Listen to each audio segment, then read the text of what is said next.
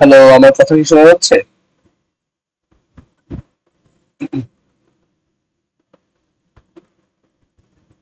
ওকে, ঠিক আছে। আর স্ক্রিন দেখা যাচ্ছে হোপফুলি। আমরা স্টার্ট করে দিই।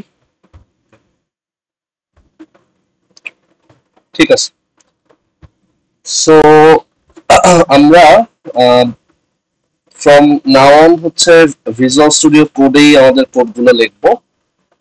আমরা গতদিন হচ্ছে একটা ফোল্ডার ওপেন করছিলাম। গত ভিডিওতে আমি ভুলে হচ্ছে করতে ভুলে গেছি, মানে অডিওটা রেকর্ডিং এ দিতে ভুলে গেছিলাম। আজকে আমাদের ঠিক আছে। ওকে, সো গত ভিডিও ফলো করতে কারো কোনো ইস্যু হলে আমাকে একটু বলবা। সো আমি এখানে স্টার্ট করি। আমাদের আগের ফাইলগুলো আমরা একটু ক্লিয়ার করে দিই, ডিলিট করে দিই। সো একটু নতুন করে স্টার্ট করি, ঠিক আছে। আর আজকে হচ্ছে আমরা গতদিন যা দেখছিলাম সেটা খুব ব্রিফলি একটু রিভিউ করে তারপর হচ্ছে আমরা নতুন জিনিসগুলো স্টার্ট করবো। আর আমরা হচ্ছে সাথে আমার কাছে হচ্ছে স্লাইড আছে। আমরা হচ্ছে স্লাইড ফলো করলে সেগুলো আসলে ইজিলি আমরা বুঝতে পারবো টপিকগুলো। ওকে, আচ্ছা। সো আমাকে একটু বলো তো, স্লাইড কি দেখা যাচ্ছে?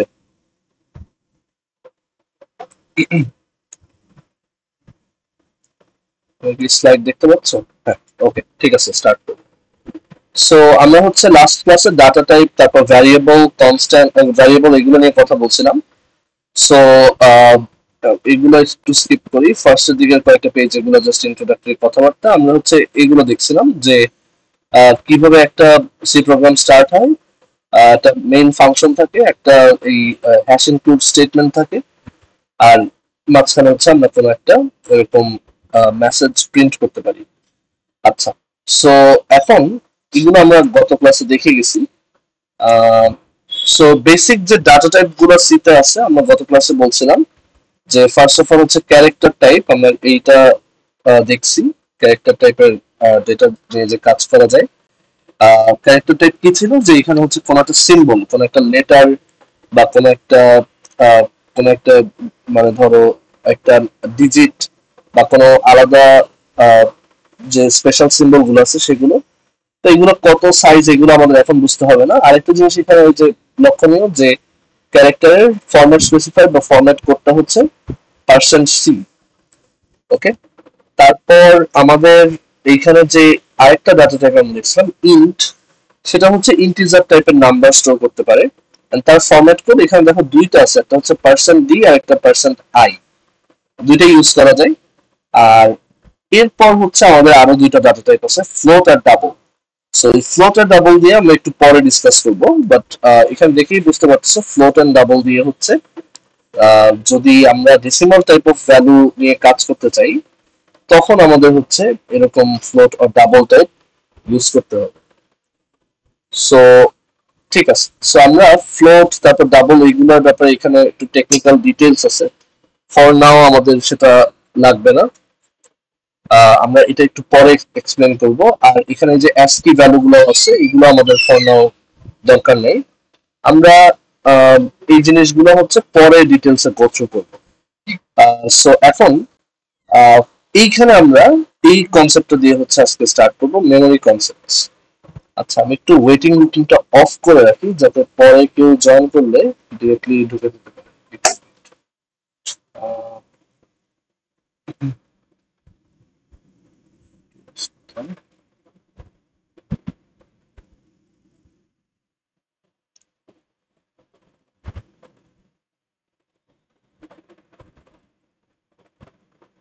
ঠিক আছে।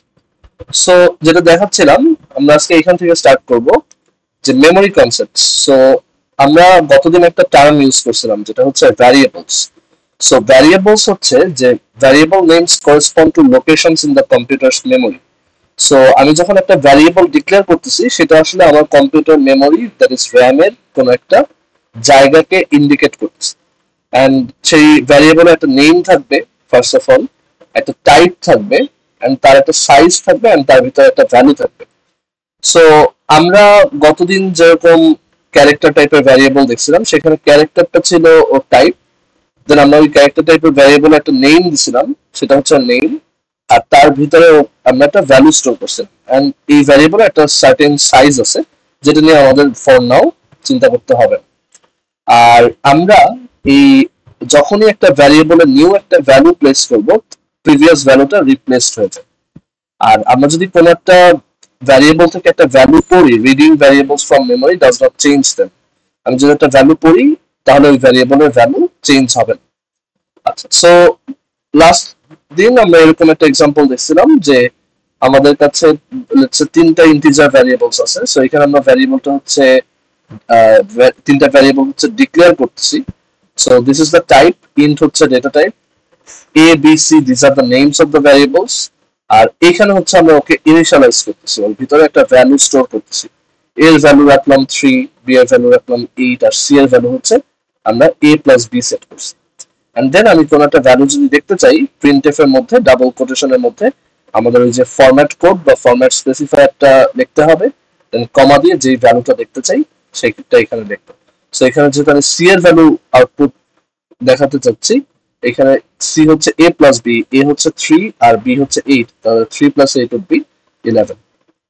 আচ্ছা, কার কোনো কোয়েশ্চেন থাকলে মানে চ্যাটে না বলে আমি বলবো যে একটু দয়া করে মাইক অন করে জিজ্ঞেস করে, তাহলে আমার জন্য ইজিয়ার হবে।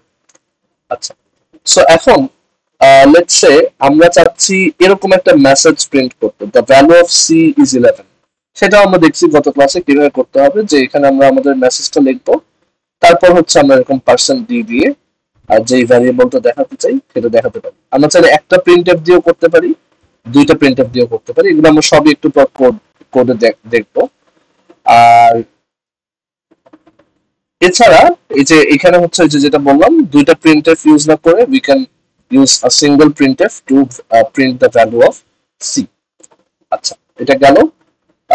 সো বেসিক্যালি প্রিন্টএফ এর মেইন ফরম্যাটটা কি, প্রিন্টএফ এর ফার্স্ট একটা ফরম্যাট স্পেসিফায়ার থাকে বা টাইপ থাকে, আর এখানে হচ্ছে যেটাকে প্রিন্ট করতে চাই সেই ভ্যারিয়েবল নেমটা থাকে। আচ্ছা, এন্ড এখানে যে প্রত্যেকটা টাইপের ফরম্যাট কোড গুলো দেওয়া আছে, আবার যে ক্যারেক্টার হচ্ছে পার্সেন্ট সি, ইন্টিজার হচ্ছে পার্সেন্ট ডি পার্সেন্ট আই, ফ্লোটের ক্ষেত্রে হচ্ছে পার্সেন্ট এফ, আর ডাবলের জন্য হচ্ছে পার্সেন্ট এল এফ।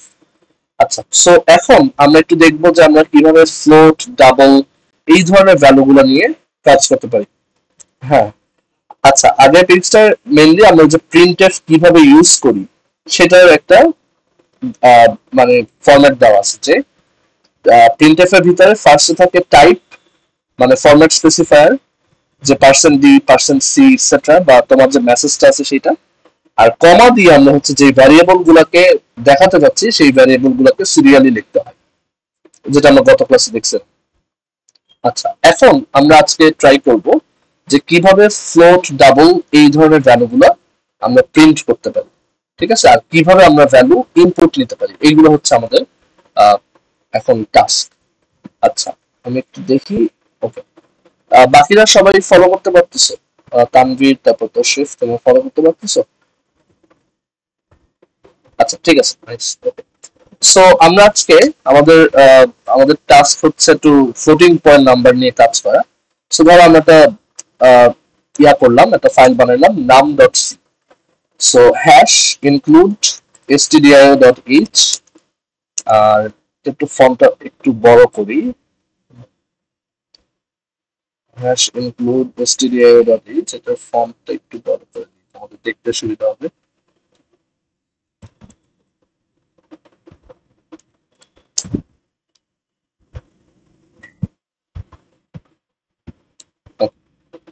সো আমরা এখন একটু এক্সপেরিমেন্ট করতে চাই using floating point numbers. So first আমাদের এই যে মেইন ফাংশন, তারপর হচ্ছে রিটার্ন 0। এখন ফ্লোটিং পয়েন্ট নাম্বার মানে যেই নাম্বারগুলো ফ্লোটিং পয়েন্ট আছে, ডেসিমাল আছে, লেটস সে 3.4, 5.8 এরকম, এই নাম্বারগুলো নিয়ে কাজ করার জন্য আমাদের দুইটা ডাটা টাইপ আছে, একটা হচ্ছে ফ্লোট আর একটা হচ্ছে ডাবল।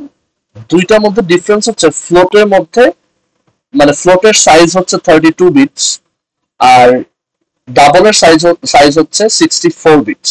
সো ডাবলের মধ্যে তুমি মোর মানে প্রিসাইজ বা আরো বড় ডেসিমাল নাম্বারগুলো স্টোর করতে পারবে। সো ছোট নাম্বার নিয়ে যদি কাজ করো, ফ্লোট ডাবল খুব একটা ডিফারেন্ট না।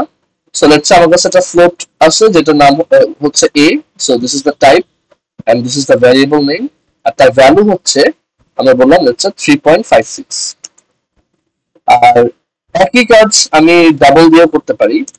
লেটস সে আমার কাছে একটা ডাবল টাইপের ভ্যারিয়েবল আছে b, যেটা ভ্যালু হচ্ছে 9.33। এখন ওদেরকে কিভাবে আউটপুট দিব বা ওদেরকে কিভাবে স্ক্রিনে দেখাবো, ধরো আমি একটা প্রিন্টএফ নিব এন্ড ফ্লোটের ফরম্যাট কোড বা ফরম্যাট স্পেসিফায়ার হচ্ছে %f, সো %f আর কমা আমরা এখানে ফ্লোট কে a কে দেখাতে চাই।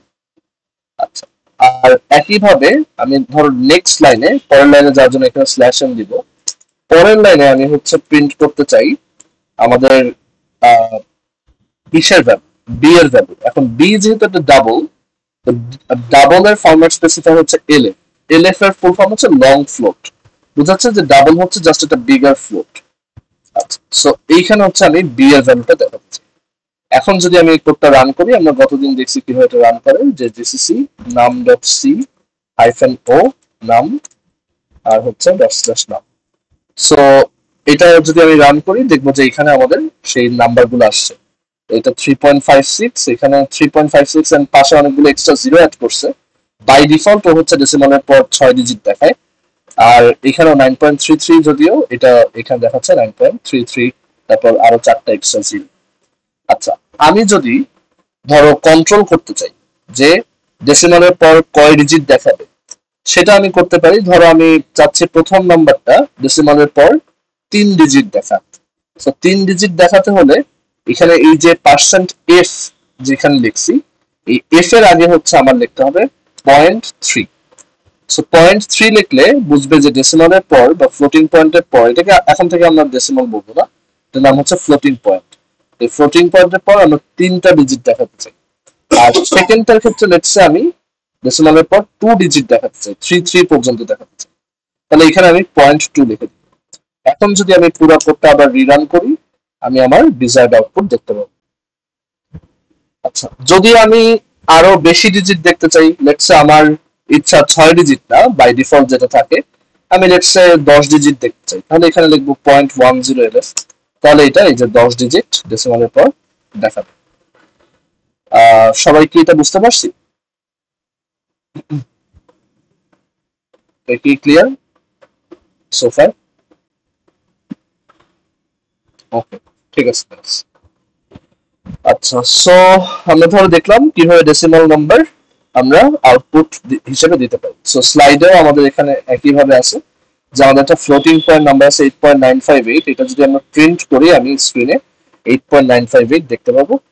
তারপর এখানে একটা ডাবল নাম্বার নিলাম, নেগেটিভ ডাবল নাম্বার। আবার একটা ক্যারেক্টার হলে তখন %c দিয়ে প্রিন্ট করতে হয়। আবার এই যে, আচ্ছা এইখানে এখন একটা ইন্টারেস্টিং জিনিস দেখো, এই দুইটা কেস দেখো।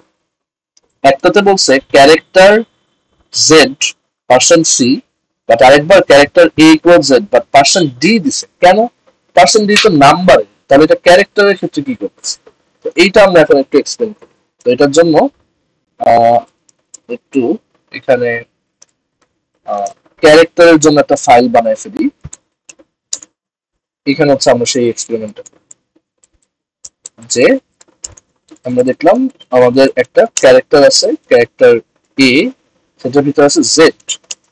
সো আমরা প্রথমে জাস্ট ক্যারেক্টারটাকে প্রিন্ট দিছি, প্রিন্টএফ %c, এখানে হচ্ছে a কে প্রিন্ট দিছি, ফাইন। সো এটা যদি রান করি,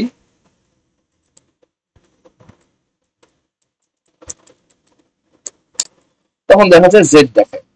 কিন্তু তুমি যদি এখানে %c এর জায়গায় %d ও দাও, স্টিল দেখবা কম্পাইলার কোনো ধরনের কমপ্লেন করতেছে না যে এটা তো ক্যারেক্টার, তুমি কেন নাম্বার হিসেবে এটা প্রিন্ট করতে চাও। তো এইখানে একটা মজার ব্যাপার আছে যে ক্যারেক্টার গুলা কম্পিউটারে আসলে নাম্বার হিসেবেই থাকে, খুব ছোট নাম্বার, এবং এইগুলো যে নাম্বারটা বলতেছি প্রত্যেকটা সিম্বলের যে একটা নাম্বার থাকে, এটাই হচ্ছে তার অ্যাস্কি কোড। সো তুমি যদি ক্যারেক্টারকে %c দিয়েই প্রিন্ট করো, তুমি ক্যারেক্টারটা স্ক্রিনে দেখবা, বাট তুমি যদি ক্যারেক্টারকে একটা %d দিয়ে প্রিন্ট করো, তাহলে তুমি ওর অ্যাস্কি কোডটা দেখতে পাবা। এন্ড জেড এর অ্যাস্কি কোড আমরা তাহলে এটা রান করে দেখি, জেড এর অ্যাস্কি কোড কত। জেড এর অ্যাস্কি কোড হচ্ছে 90। একইভাবে তুমি যদি ক্যাপিটাল এ এর ASCII কোড দেখতে চাও, দেখবে যে ক্যাপিটাল এ এর ASCII কোড হচ্ছে 65। সো আমরা একটা প্রোগ্রাম দেখে ফেলতে পারি যেটা একটা কোড, একটা সিম্বলের ক্যারেক্টার ভার্সনটাও দেখায় আর ASCII কোডটাও দেখায়। সো এখান থেকে আমরা দেখতে পাই যে এর ASCII কোড হচ্ছে, আচ্ছা এখানে একটা ভুল হচ্ছে যে দুইটা ফরম্যাট কোড, বাট আমি একবার লিখছি এ, বাট আমার তো এই এটা এখানে যাবে আর এই %d এর জন্য আমি এ দেখাতে চাই। সো এখানে দুইবার এ লিখতে হবে, যেহেতু দুইটা ফরম্যাট কোড দুইজনের জন্য দুইটা। সো এখানে আমরা দেখব যে আমরা একটা মিনি প্রোগ্রাম বানাই ফেলছি যেটা একটা সিম্বল বা একটা ক্যারেক্টারের সাথে তার ASCII কোডটা দেখায়। আচ্ছা ধরো আমি জানতে চাই এই ইনটু সাইন মানে অ্যাস্টারিস্ক, অ্যাস্টারিস্কের ASCII কোড কত, সেটাও আমরা যদি এখন সেভ করে রান দিই, আমরা দেখবো অ্যাস্টারিস্কের ASCII কোড হচ্ছে কম্পিউটারের কাছে 42। সো প্রত্যেকটা সিম্বলের এভাবে আমরা সেই সিম্বলটাকেও দেখতে পাবো এবং তার করেসপন্ডিং ASCII কোডটাকে এভাবে আমরা দেখতে পাবো। আচ্ছা, সো এটা আমরা বুঝতে পারলাম যে এটা আসলে কি বোঝায়, যে একটা ক্যারেক্টারকে %d দিয়ে প্রিন্ট করলে কি হবে। আবার সিমিলারলি আমরা যেহেতু বলছি ক্যারেক্টার হচ্ছে একটা নাম্বার, এখানে আমি সিঙ্গেল কোটেশনের মধ্যে ক্যারেক্টার লিখতে হয়, সেটা না লিখে আমি এখানে ডিরেক্ট ASCII কোড লিখতে পারি। যেমন ক্যাপিটাল ই, ক্যাপিটাল ই এর ASCII কোড, ক্যাপিটাল ই এর ASCII কোড হচ্ছে ক্যাপিটাল ই এর ASCII কোড হচ্ছে 69। সো এখানে যদি আমি 69 লিখি তাহলে আমি দেখবো যে এখানে আসলে ই দেখাচ্ছে স্ক্রিন, দেখছো এখানে দেখাচ্ছে ই, মানে ও অ্যাজ আ নাম্বার ঠিকই 69, বাট ও অ্যাজ আ ক্যারেক্টার ও হচ্ছে এই ASCII কোডটা যার সেটা, দ্যাট ইজ। সো এইভাবে কিন্তু আমরা ASCII কোড আর ক্যারেক্টারের মধ্যে যে রিলেশন সেটা বুঝতে পারি। আচ্ছা, সো আমরা স্লাইডে ফেরত আসি। সো এটা বুঝতে পারলাম যে ক্যারেক্টারের ভিতরে কেন নাম্বার রাখতে পারছি, আর সেটাকে %c দিয়ে প্রিন্ট করলে কি হবে। আবার ক্যারেক্টারকে ক্যারেক্টার হিসেবে স্টোর করলাম, %c দিয়ে প্রিন্ট করলাম, তখন কি হবে। আর ক্যারেক্টারকে স্টোর করে সেটাকে নাম্বার হিসেবে প্রিন্ট করলে কি হবে। ওকে, সো কারো কি কোনো কোশ্চেন আছে পর্যন্ত?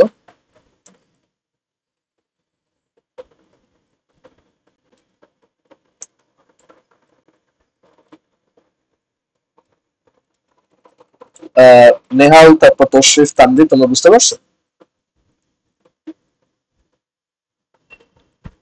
আচ্ছা ঠিক আছে। সো ওকে, সো আমরা এখন পরের পোর্শনটা যাব যেটা আরো ইন্টারেস্টিং। আমরা হচ্ছে এখন শিখবো যে কিভাবে আমরা ভ্যারিয়েবলে ডাটা ইনপুট নিতে পারি, মানে আমরা কিবোর্ড থেকে কোনো কিছু ইনপুট নিই। সো ইনপুটের এটা আমরা এক্সাম্পল দিয়ে দেখে ফেলি। ইনপুটের মেইন আইডিয়াটা হচ্ছে যে একটা প্রিন্টএফ এর মতো একটা ফাংশন আছে স্ক্যানএফ, যেটা হচ্ছে ইনপুট নেই। সো আমরা সেটার জন্য আলাদা একটা ফাইল বানাই যেখানে আমরা এই এক্সপেরিমেন্ট গুলো করবো, input.c। So hash include stdio.each int main আর হচ্ছে রিটার্ন 0। তো ধরো আমার কাছে একটা নাম্বার, একটা ইন্টিজার টাইপের ভ্যারিয়েবল আছে n। তো আমি এই ভ্যারিয়েবলটার এই ভ্যালুটা নিজে এখানে না লিখে ইউজারের জন্য ইনপুট হিসেবে নেওয়ার ব্যবস্থা রাখতে পারি।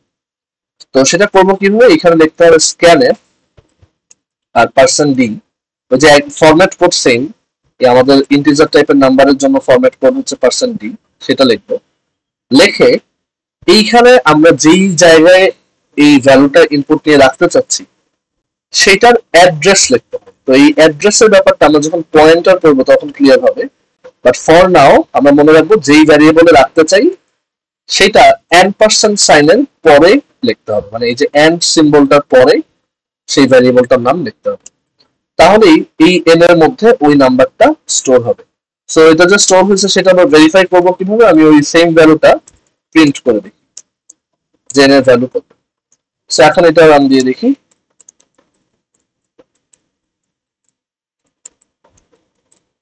সো রান দিলে দেখো কিছু আউটপুট আসতেছে না, কারণ ও আমার কাছে ইনপুটের জন্য অপেক্ষা করছে। আমি যদি বলি যে আমার নাম্বারটা হচ্ছে 156, এন্টার দিলে পরের লাইনে ও ওই নাম্বারটাকে প্রিন্ট করে দেয়।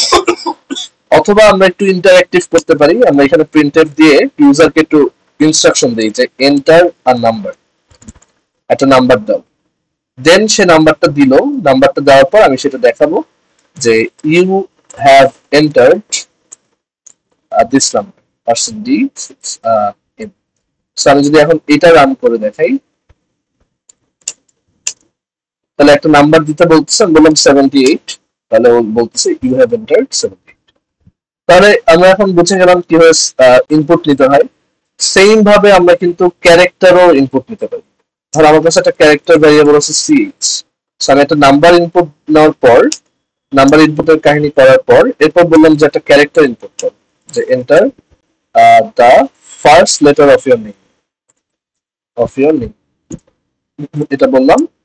বলার পর আমি এবার স্ক্যান করব বা স্ক্যানএফ করব একটা ক্যারেক্টার পার্সন সি সিএইচ। আচ্ছা, এটা করার পর এবার আমি আবার ওকে কনফার্মেশন দিব যে আসলে এটা আসছে, যে you have entered your first the first letter of your name, the first letter of your name is person c slash n 6। তো এই হচ্ছে আমাদের প্রোগ্রাম। সেটা রান দিয়ে দেখা যাক। সো রান দিলে আমাকে একটা নাম্বার দিতে বলতেছে, ধরো আমার একটা নাম্বার দিলাম 26, ও বললো ইউ হ্যাভ এন্টার 26, ও বলছে enter the first letter of your name, আমি লিখলাম কিউ। আচ্ছা, এখন এখানে একটা ইন্টারেস্টিং ঘটনা ঘটছে। আমি যখনই এটা এন্টার দিতে গেছি, মানে এই কিউ লিখছি, এখানে যখনই কিউ লিখতে যাই কেন জানি প্রোগ্রামটা ক্লোজ হয়ে যায়। মানে তুমিও দেখবা যে তুমি যখন কিউটা লিখতে, মানে তুমি যখন তোমার নামের প্রথম অক্ষর দিতে যাওয়া, তো একটা নাম্বার দিলা, এবার তোমার নামের প্রথম অক্ষরটা দিলেই দেখবা যে প্রোগ্রামটা ক্র্যাশ করছে, বা এই যে এরকম হয়ে গেছে, মানে ক্লোজ হয়ে গেছে। তার মানে কি, এখানে আমরা কিন্তু একটা ভুল করছি, সেটা হচ্ছে এই জায়গায় ওই যে এন্ড চিহ্নটা দেওয়ার কথা ছিল, তো ওইটা মিস করার কারণে এরকম হতে পারে। আমরা দেখি যে এন্টার নাম্বার 26, অনেক সময় আবার হয় না। বাট এবার আরো উইয়ার্ড ঘটনা ঘটলো, যে আমি এন্টার দেওয়ার সাথে সাথে আমাকে জিজ্ঞেস করছে enter the first letter of your name, but then ও কিছু ইনপুট না নিয়ে আমাকে একটা আউটপুট দেখায় ক্লোজ হয়ে গেছে। এইটার রিজন, এটা রিজন হচ্ছে আসলে স্ক্যানএফ দিয়ে এরকম এই ক্যারেক্টার ইনপুট নেওয়ার ক্ষেত্রে বেশ ঝামেলা আছে। কেন? এটা একটু টেকনিক্যাল, এটা তুমি আরো কয়েকটা ক্লাস পরে বুঝতে পারবো, বাট আমি যদি একটু শর্টলি বলি, আমি যখন নাম্বার এন্টার করছিলাম 26, ওই নাম্বারটা ইনপুট করার পর আমি কিন্তু এন্টারে চাপ দিছিলাম, তো ওই এন্টারটা কিন্তু স্ক্যানএফ আর পরে নেই। কি করছে, ও জাস্ট নাম্বারটা নিছে 26, নিয়ে ওইটাকে এন এর মধ্যে স্টোর করছে, বাট এন্টারটা কিন্তু ও ক্যাপচার করে। তো ওই এন্টারটা কিন্তু স্ক্যান করা বাকি রয়ে গেছে। সো পরের বার যখন আমি এবার একটা ক্যারেক্টার স্ক্যান করতে বলছি, ও ওই আগের এন্টারটাকেই ক্যাপচার করে ফেলছে, ক্যাপচার করে সিএইচ এর মধ্যে দিয়েছে। এর জন্যই এই first letter of your name এই জায়গাটা আসলে ফাঁকা না, এখানে একটা এন্টার আছে। আমি যে ওই এন্টারটা আগে দিছিলাম, ওই এন্টারটাকে ক্যাপচার করে ও এখন আমাকে এখানে একটা নতুন লাইন দেখাচ্ছে। তার মানে ক্যারেক্টারকে স্ক্যানার দিয়ে যদি ইনপুট নিতে যাই, বেশ ঝামেলা, এরকম এই এন্টারের জন্য ভেজালে পড়বে। তো উপায় কি? উপায় হচ্ছে এখানে আমরা স্ক্যানএফ ইউজ না করে আমাদের বেটার ফাংশন আছে। সো সেই বেটার ফাংশন হচ্ছে সেই বেটার ফাংশনটা হচ্ছে গেট চার। ঠিক আছে, গেট চার। সো এই গেট চার ইউজ করে আমি এই ফাংশনটা, এটা একটা বিল্ট ইন ফাংশন, এই গেট চার ফাংশনটা ইউজ করে আমরা হচ্ছে একটা এইভাবে একটা ক্যারেক্টারকে ইনপুট দিতে পারি, যে সিএইচ সমান গেট চার। সিএইচ মানে আমাদের সেই ক্যারেক্টারটা, তো এটার মান হবে গেট চার ফাংশন, এটা একটা ইনপুট নেয়, নিয়ে দেন সেই ইনপুটটাকে সিএইচ এর মধ্যে রাখে। ঠিক আছে, এইটা হচ্ছে আমাদের উপায়। এবং এই গেট চার ফাংশনটা আমি এটা শিওর না যে এটা হেডার ফাইল কোনটা, বাট আমরা জাস্ট ব্যাকআপ হিসেবে, আচ্ছা আমরা এটা রান দিলেই বুঝতে পারবো যে হেডার ফাইল লাগবে কিনা। আমরা অলওয়েজ সবকিছু এক্সপেরিমেন্ট করে দেখতে পারি। সো এবার এটা রান, এবার আমাকে বলছে একটা নাম্বার দাও, আমি দিলাম 26। এইবারও দেখা যাচ্ছে যে ও কিন্তু আমার জন্য ওয়েট করে। ঠিক আছে, আমি যখন সিএইচ সমান গেট চার দিলাম, ও দেখা গেছে ওই যে স্টিল আগের বারের স্ল্যাশ এনটা খেয়ে ফেলে, সরি আগের বারের ওই যে এন্টার চাপ দিছিলাম ওইটাকে অ্যাবজর্ব করে মনে করছে যে ওইটাই আমার ইনপুট, এর জন্য ও পরের বার আমার জন্য আর ওয়েট করে।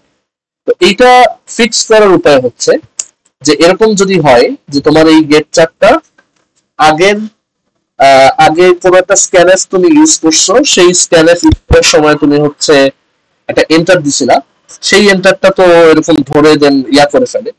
তো উপায় হচ্ছে একটা ডামি গেট চার ইউজ করা। ডামি গেট চার যেটা করে, এটা ওই এক্সট্রা এন্টারটাকে ক্যাপচার করে ফেলে, আর এরপর তোমার ইনপুটের জন্য প্রপারলি ওয়েট করে। সো এইটা হচ্ছে আমাদের এটার মেইন উপায়। সো এখন যদি এটা আমরা রান দেই, আমি এখন দেখবো যে এবার আমার জন্য কিন্তু আসলেই ওয়েট করতেছে। আর আমি যদি এবার কিউ লেখে এন্টার দিই, এবার কিন্তু প্রপারলি কিউটা দেখাচ্ছে। সো এইখানে আমরা কিন্তু একটা ডামি গেট চার ইউজ করছি, ডামি গেট চার to capture the previous enter. ঠিক আছে, প্রিভিয়াস এন্টারটা ক্যাপচার করার জন্য এই ডামি গেট চারটা লাগে। মানে স্ক্যানএফ আর গেট চার ইউজ করার সময় দেখা যায় প্রায় বিগিনাররা খুব প্যারা খায়, যে ভাবে যে কেন কাজ করতেছে না, বাট মেইন রিজন হচ্ছে এটা। আচ্ছা, তোমরা কি বুঝতে পারছো বলো তো?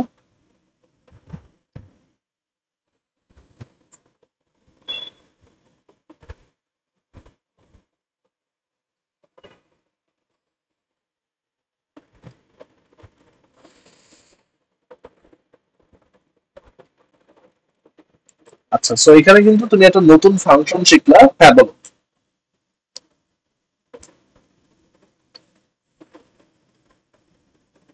আচ্ছা, স্ক্যানএফ যখন ইউজ করতেছি তখন কিন্তু আমি একটা নাম্বার লিখে তারপর এন্টার দিছি, ওই এন্টারটা কিন্তু স্ক্যানএফ পড়ে না।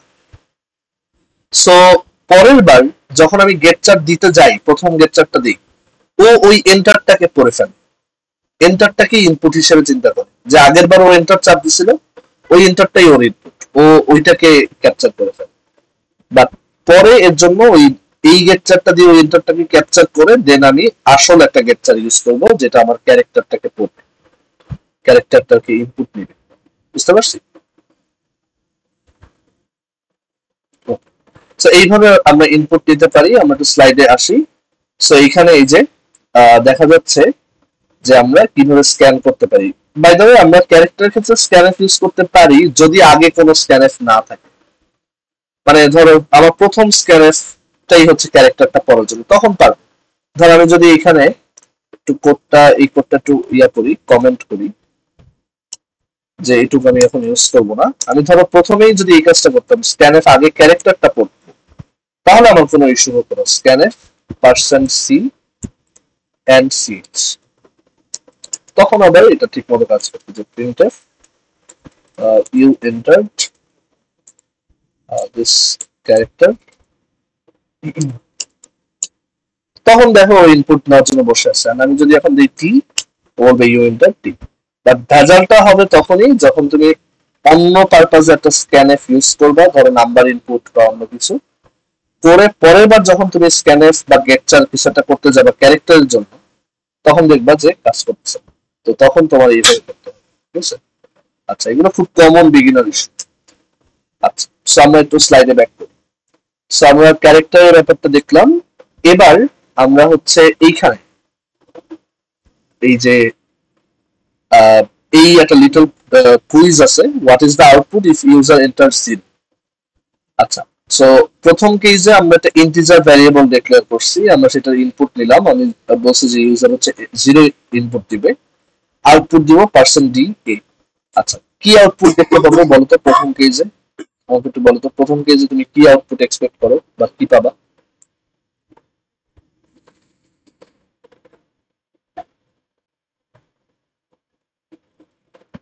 জিরোই পাবা, তাই না? কারণ এখানে মানে প্রথম কেসটা জিরো ইনপুট দিছো, জিরো কে পার্সেন্ট ডি দিয়ে দেখাইছে। সো আমরা একটু রান দিয়ে দেখি। আমরা সব কোড সবসময় রান দিয়ে দেখবো, আদারওয়াইজ তুমি কিন্তু প্রফিশিয়েন্ট কোডার হতে পারবে না। সো স্ক্যানএফ, আমরা এখানে এটা এন্টার ইনপুট নিলাম, তারপর প্রিন্ট করলাম পার্সেন্ট ডি দিয়ে।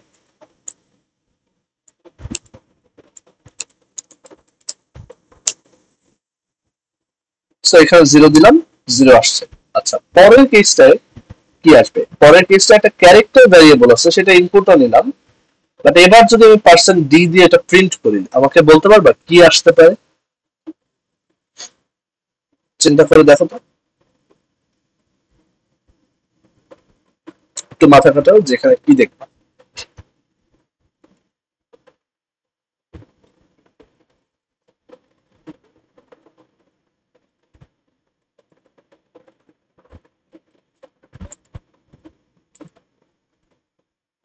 এনিওয়ান বলতে পারবে এটা কি দেখা যাবে সেকেন্ড কেসটা? হ্যাঁ 48 দেখতে পাবো এক্স্যাক্টলি। আমি কিন্তু এখানে ক্যারেক্টার হিসেবে ইনপুট নিচ্ছি, তাহলে এটা জিরো ক্যারেক্টারের অ্যাসকি কোড কিন্তু জিরো না, সেটা হচ্ছে 48। তো সেই অ্যাসকি কোডটা দেখতে পাবো। Very good. সো এখানে আমরা দেখি character A percent C and A, আর বাট এখানে এভাবে প্রিন্ট দিলাম, দেখবা যে 48 দেখা যাবে।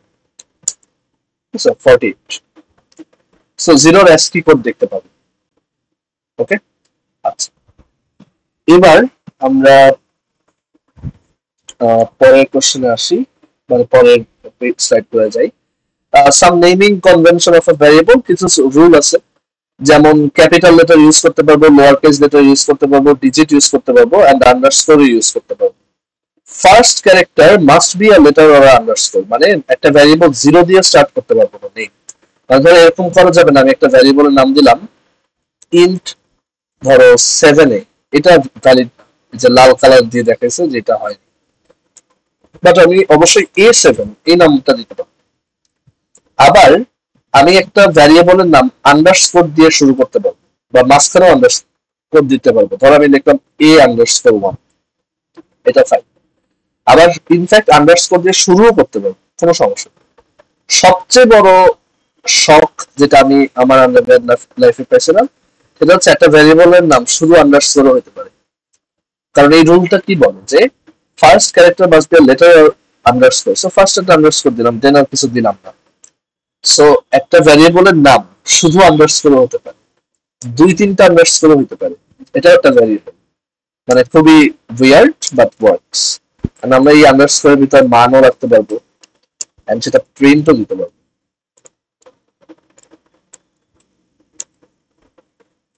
এরকম কোড দেখলে ঘাবড়ে যায় না, এটা জাস্ট আন্ডারস্কোর একটা ভ্যারিয়েবল। ঠিক আছে, আচ্ছা। সো এবং ভ্যারিয়েবলের নামের মধ্যে কোনো ধরনের স্পেস থাকবে না। তারপর কিছু রিজার্ভড কিওয়ার্ড আছে সি প্রোগ্রামিং ল্যাঙ্গুয়েজে, যেগুলো তুমি নাম হিসেবে ইউজ করতে পারবে না। যেমন এই যে ইন্ট, এটা একটা কিওয়ার্ড, ইনক্লুড এটা একটা কিওয়ার্ড, প্রিন্টএফ এগুলো কিওয়ার্ড, রিটার্ন, তো এইগুলাকে আমি নাম হিসেবে দিতে পারবো না। ধর আমি এখানে একটা কিসের ভ্যারিয়েবলের নাম দিতে পারবো না ইন্ট রিটার্ন, এটা হবে না, তোমার অন্য কোনো নাম দিতে হবে। ঠিক আছে, তো ফিক্সড বা রিজার্ভড কিওয়ার্ড গুলা আমরা ভ্যারিয়েবল হিসেবে নাম দিতে পারবো। আচ্ছা, সো কিওয়ার্ড কারা কারা আছে সি প্রোগ্রামে? খুবই অল্প কয়েকটা কিওয়ার্ড আছে। তো সি প্রোগ্রামে তোমার মাত্র 32টা কিওয়ার্ড আছে। এখানে সেই 32টা কিওয়ার্ডের একটা লিস্ট দেওয়া আছে, যে auto, double, int, struct, break, else, long, switch etcetera. এইগুলা কোনো ভ্যারিয়েবলের নাম হিসেবে দেওয়া যাবে। আচ্ছা, এগুলো সি প্রোগ্রামিং এর কিছু রিজার্ভড ওয়ার্ড, যেগুলো সি প্রোগ্রামিং এর বিভিন্ন ফিচারকে বোঝায়। ওকে, এখানে কিছু ভ্যালিড বা ইনভ্যালিড নেমের এক্সাম্পল আছে, যেমন ফার্স্ট আন্ডারস্কোর ট্যাগ, এটা একটা ভ্যালিড ভ্যারিয়েবল, বাট একটা ভ্যারিয়েবলের নাম ক্যারেক্টার হতে পারবে না, একটা ভ্যারিয়েবলের নাম প্রাইস ডলার হতে পারবে না, ডলার সিম্বলটা ইউজ করা যাবে না। আমরা শুধু লেটার, ক্যাপিটাল বা স্মল লেটার, ডিজিট, আন্ডারস্কোর এইগুলো ইউজ করতে পারবো। তারপর এটা একটা ভ্যালিড নাম, গ্রুপ 1 এটা ভ্যালিড না, কারণ মাঝখানে স্পেস আছে, এটা ভ্যালিড নাম। পরেরটাও ভ্যালিড নাম, ইন্ট এটা রিজার্ভড কিওয়ার্ড হলেও পরে তো আবার একটা আন্ডারস্কোর আছে, পুরোপুরি ম্যাচ করে, সো এটা ভ্যালিড। এটা ভ্যালিড না, বিকজ এখানে হচ্ছে সামনে একটা ডিজিট আছে 8, তো এটা ভ্যালিড হবে না। আচ্ছা, এগুলো খুব ইজি জিনিস, তুমি কখনোই আসলে দেখা যাবে যে এরকম উল্টাপাল্টা নাম দিবা না। সো এগুলো নিয়ে টেনশন করার কিছু নেই। এখানে একটা ভ্যারিয়েবল কিভাবে ডিক্লেয়ার করা হয় সেটা স্লাইডে দেখানো আছে, আমরা দেখছি অলরেডি। আর কিভাবে ভ্যালু অ্যাসাইন করতে হয় সেটা দেখছি, যে আমরা ইকুয়াল দিয়ে দিতে পারি, অথবা আমরা হচ্ছে এরকম স্ক্যানএফ দিয়েও ভ্যালু নিয়ে আসতে পারি কিবোর্ড থেকে। আচ্ছা, সো স্ক্যানএফ এর এই ব্যাপারটা আমরা আরেকটু এক্সাম্পল দিয়ে দেখি, মানে স্ক্যানএফ জি আরেকটু ইন্টারেস্টিং কিছু করি। যেমন ধরো আমরা একটা মিনি ক্যালকুলেটর বানাই ফেলি, যেটা হচ্ছে দুইটা নাম্বার নেয়, তিনটা ভ্যারিয়েবল নিলাম এবিসি, সে হচ্ছে দুইটা ভ্যারিয়েবল একসাথে ইনপুট নেয়, %d R a and b, এই দুটো ইনপুট নিল। তারপর সি এর ভ্যালু ক্যালকুলেট করে এ আর বি এর ভ্যালু দিয়ে যোগ করে, জাস্ট অ্যাড করে লিখছে। আর প্রিন্টএফ সে হচ্ছে %d, মানে সি এর ভ্যালুটা প্রিন্ট করে। সো এটা একটা মিনি ক্যালকুলেটর যেটা দুইটা নাম্বার অ্যাড করতে পারে। এখানে যদি 8 আর 10 দেই, আমি এখানে 18 দেখতে পাবো। সো সি তে এরকম কিছু অপারেটর আছে, ম্যাথমেটিক্যাল বা অ্যারিথমেটিক অপারেটর, যেগুলো দিয়ে আমরা ম্যাথ করতে পারি, যেমন এই যে প্লাস, দুইটা নাম্বার অ্যাড করে। সিমিলার ভাবে আমি মাইনাস করতে পারি। সো দুটো নাম্বার যদি মাইনাস করি, ধরো 8 আর 10, আমি পাবো অ্যাড করলে 18 আসে, সাবট্রাক্ট করলে -2 আসে। আমি মাল্টিপ্লাই করতে পারি, এভাবে মাল্টিপ্লাই, তখন 8 আর 10 দিলে পাবো 18 -2 আর 80, এটা হচ্ছে প্রোডাক্ট বা মাল্টিপ্লিকেশন। আমি ডিভাইড করতে পারি, বা ডিভাইডের এখানে একটা result, word result, A by B করব, দেখা যাক কি আসে।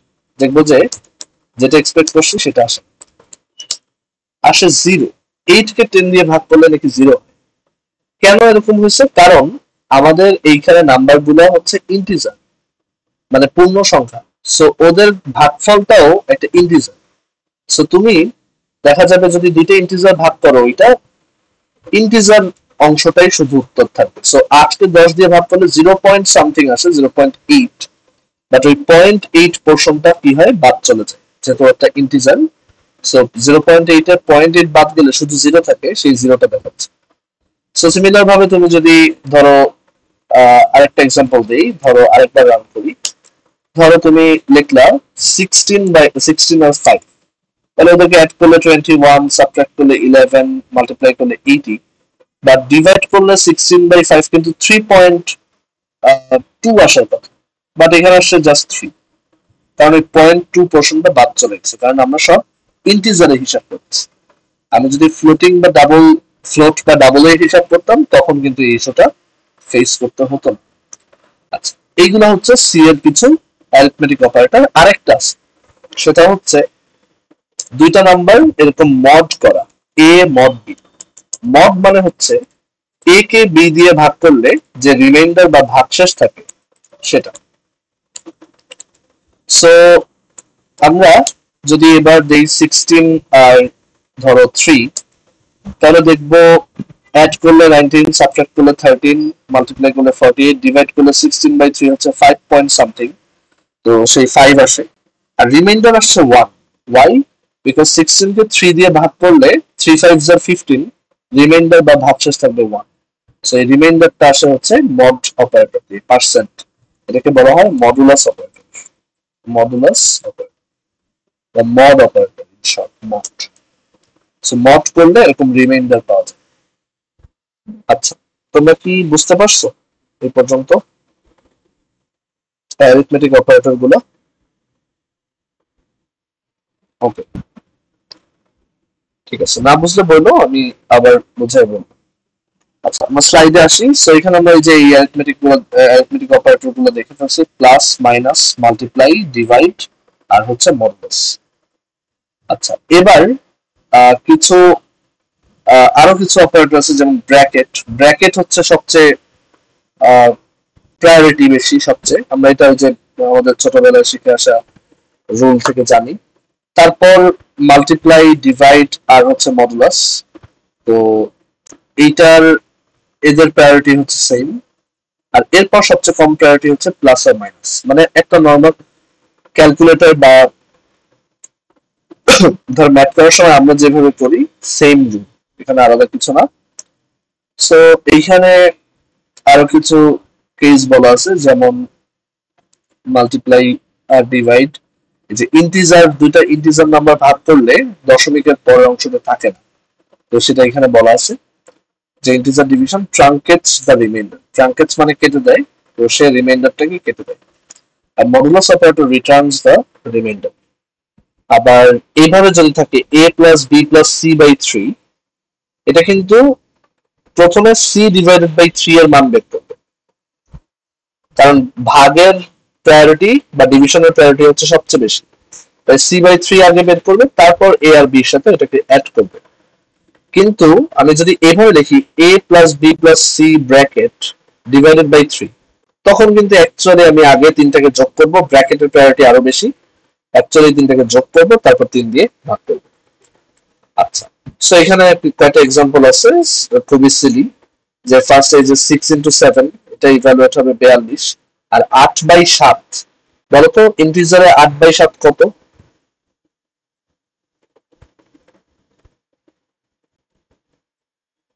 1, 1 পয়েন্ট সামথিং, সো এটা 1 হয়ে যাবে। সো এই যে 42 প্লাস 5 47 মাইনাস 1 46। তারপর এইখানেও 5 × 4/3। এখন গুণ আর ভাগের তো প্রায়োরিটি সেম, তখন বাম থেকে ডানে ইভ্যালুয়েট হয়। সো প্রথমেই আসে গুণ, সো 5 4 20, 20/3 হচ্ছে 6 দশমিক সামথিং, তো সেটা হবে 6। তারপর এখানে ব্র্যাকেট সবার আগে, তাহলে 6 আর 7 মিলে 13। এবার 5/13 মাইনাস 8 মড 8, সো 5/13 কত? 0, মাইনাস 8 মড 8, 8কে 8 দিয়ে ভাগ করলে ভাগশেষ থাকে 0, সো 0 মাইনাস 0 দ্যাট ইজ 0 আসে।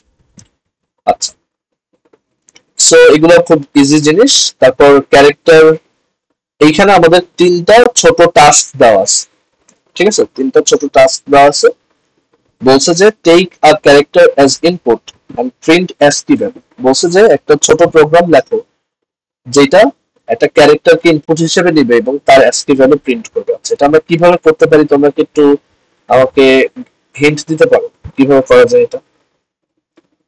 বলছে যে একটা ছোট প্রোগ্রাম বানাবো যেটা একটা ক্যারেক্টার ইনপুট নেবে আর তার করেসপন্ডিং ASCII ভ্যালুটা স্ক্রিনে দেখাবে। কিভাবে করা যেতে পারে এটা? ধরো এই প্রোগ্রামটার নাম দিই ক্যারেক্টার টু ASCII, এটা কিভাবে আমরা করতে পারি? এরকম একটা প্রোগ্রাম কিভাবে বানাবো যে একটা ক্যারেক্টার ইনপুট নেবে? তাহলে প্রথমে ক্যারেক্টারটা ইনপুট নিতে হবে, ঠিক আছে? সো প্রথমে ক্যারেক্টারটা ইনপুট নিব, ক্যারেক্টারটা লেটস সিট, তো তাকে ইনপুট নেওয়ার জন্য স্ক্যানএফ ইউজ করতে পারি। ইনপুট নিলাম, এবার আর ধরো স্ক্রিনে একটু ইনস্ট্রাকশন দিলাম যে এন্টার আ ক্যারেক্টার। এবার ইনপুট নেওয়া হয়ে গেলে তার ASCII কোডটা দেখাতে চাই। সো ASCII কোড দেখানোর জন্য একটা ক্যারেক্টারকে জাস্ট নাম্বার ফরম্যাটে প্রিন্ট করলেই হয়। সো এখানে আমরা লিখবো ASCII of percent C is percent D, এবং পারসন সি এর জায়গায় ক্যারেক্টারটাকে দেখাবো, আবার পারসন ডি এর জায়গায় ক্যারেক্টারটাকেই দেখাবো, বাট এইখানে ও ক্যারেক্টার হিসেবে প্রিন্ট হবে, এখানে ও নাম্বার হিসেবে প্রিন্ট হবে, মানে ওর ASCII কোড হিসেবে। সো এখন এটা যদি আমরা রান করি, দেখা যাক তাহলে কি আসে। ধরো আমরা ফার্স্ট ব্র্যাকেটের ASCII কোড দেখতে চাই। আচ্ছা, এখানে কি হলো, একটু ভুল হয়েছে, সেটা হচ্ছে আমরা ভুল প্রোগ্রামটা রাখছি। আমাদের এটার নাম ছিল ক্যারেক্টার টু ASCII.c।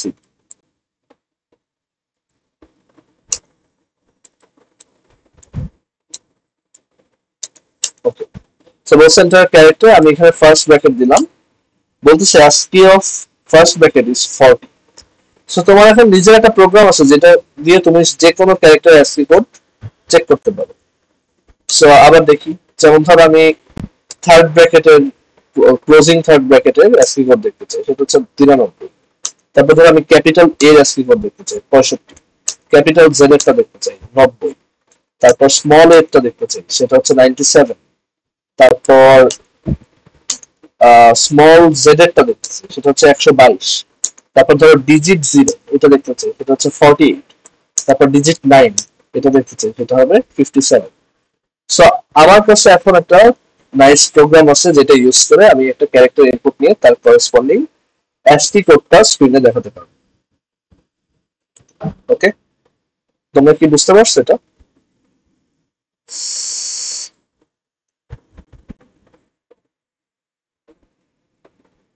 আচ্ছা, সো এবার সেকেন্ড টাস্কটা সলভ করি, convert upper case to lower case and vice versa. আমাকে যদি লোয়ার কেস লেটার দেয় তাহলে আপার কেস বানাবো, এন্ড আবার যদি আপার কেস দেয় তাহলে লোয়ার কেস বানাবো।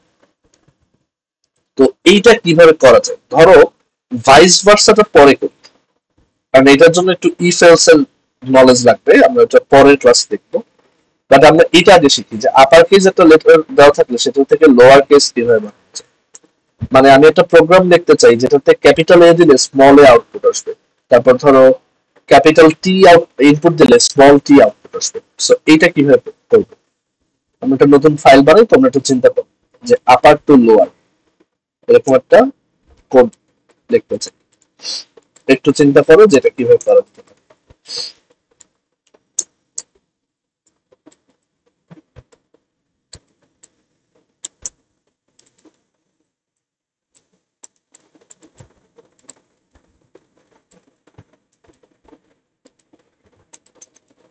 So, আমি ফার্স্টে আপার কেস লেটারটা হচ্ছে ইনপুট নিলাম। এবার লোয়ার কেসটা কিভাবে পাবো এখান থেকে? Any guess?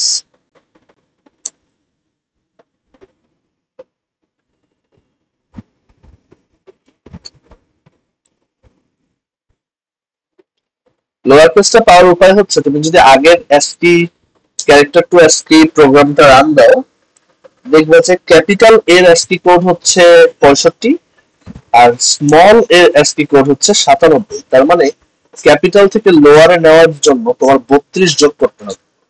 32 যোগ করলেই এটা স্মল লেটার হয়ে যাবে। সো খুবই সহজ। আমরা কি করবো, আমাদের তার নতুন ক্যারেক্টার লোয়ার ক্যারেক্টার এটা হচ্ছে আপার ক্যারেক্টার। সো আপার ক্যারেক্টারটা আমরা ইনপুট নিলাম, আর লোয়ার ক্যারেক্টারটা হবে আপার ক্যারেক্টার যেটা সেটার সাথে 32 যোগ। আর এই দেখো আমি জাস্ট একটা আপার ক্যারেক্টার, এটা কিন্তু একটা ক্যারেক্টার, তার সাথে খুব সহজেই নাম্বার যোগ করতে পারি, বিকজ আমি বলছিলাম ক্যারেক্টারও আসলে কম্পিউটার কাছে একটা নাম্বার, ছোট নাম্বার বা অ্যাস্কি, সেই নাম্বারটার সাথে আমি 32 যোগ করেছি, করলেই আমি যে নতুন ক্যারেক্টারটা পাবো that will be the lower version of the upper case letter we entered as input. So এটাকে যদি এখন প্রিন্ট করি যে printf the lower case character is or letter is person c slash n, এখানে লোয়ার ক্যারেক্টারটা আমরা output আকারে দেখাবো। সো এবার এটাকে রান করি। So gcc upper to lower dot c hyphen o upper to lower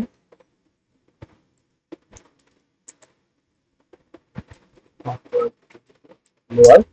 so একটা আপার কেস লেটার ইনপুট দিতে বলছে, ধরো আমি লিখলাম ক্যাপিটাল এল, তাহলে বলছে এটা লোয়ার কেসটা হচ্ছে স্মল এল। ও জাস্ট কি করছে, ক্যাপিটাল এল এর অ্যাসকি কোডের সাথে 32 যোগ করে সেটাকে প্রিন্ট করছে।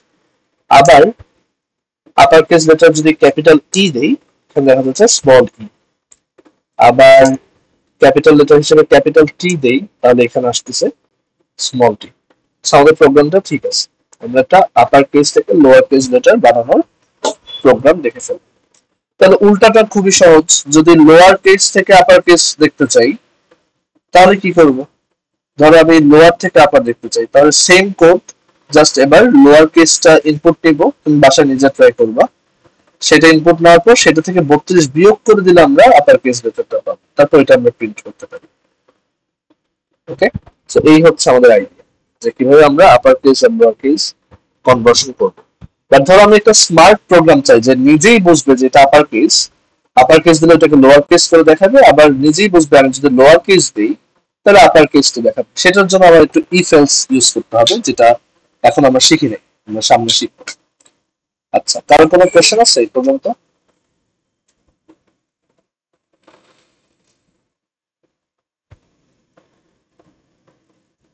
হ্যাঁ হ্যাঁ, আবার একটু বলো।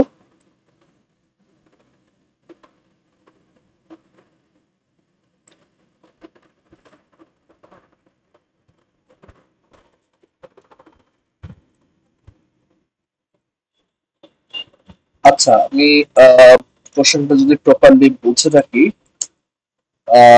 বেসিক্যালি মানে একসাথে বলতে কি বুঝেছো যে একটা ওয়ার্ড দিব সবকটাকে চেঞ্জ করবো এরকম?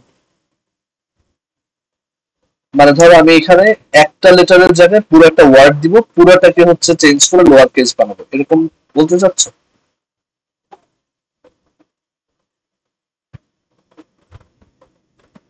হ্যাঁ।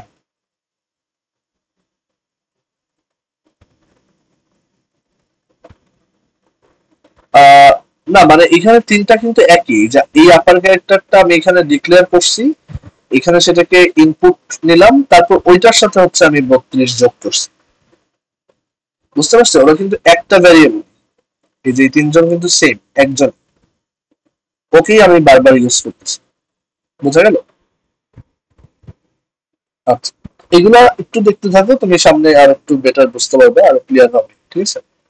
আর ওকে, ঠিক আছে। সো এবার আমরা পরেরটা দেখি। পরে একটা কেস যে write down a program that will take a capital letter as input and will print nth letter starting from the letter given as input. Wrap around. So, assume that n is a non-negative integer less than or equal to 25. Prompt the user to know the value of n. You cannot perform condition checking to solve this problem. আচ্ছা, এটা একটু বোঝার try করি। বোঝাইছে যে will print the nth letter starting from the letter. আচ্ছা, বুঝতে পারছি। So basically বলছে কি, আমি ইউজার থেকে একটা লেটার ইনপুট নিব, এটাতে মডিফাই না করি, আরেকটাতে করি, এটার নাম র্যাপ অ্যারাউন্ড।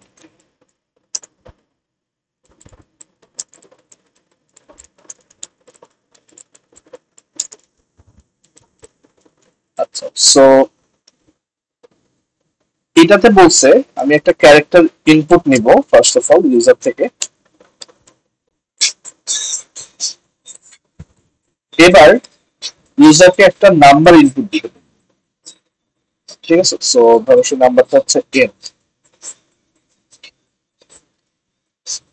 ধরো আমি একটু ইনস্ট্রাকশন দিই, যে প্রথম বলবো যে enter a character or enter an uppercase letter,